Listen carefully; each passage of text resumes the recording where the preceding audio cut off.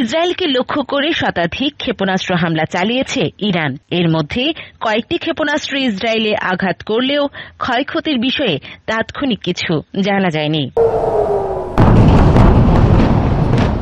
ধারণা করা হচ্ছে এই হামলায় ইসরায়েল ভূখণ্ড লক্ষ্য করে কমপক্ষে 180টি ক্ষেপণাস্ত্র নিক্ষেপ করা হয়েছে।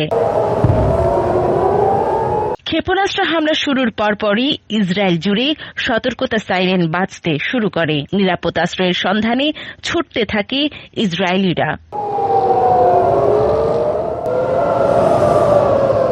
এদিকে ইসরায়েলি এই হামলার জবাবে ইরানকে চরম মূল্য দিতে হবে বলে হুঁশিয়ারি দিয়েছেন ইসরায়েলি প্রধানমন্ত্রী Benjamin Netanyahu.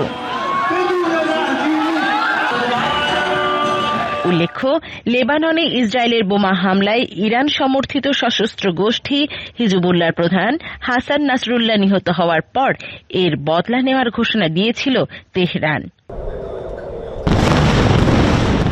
Desk report, click news BD.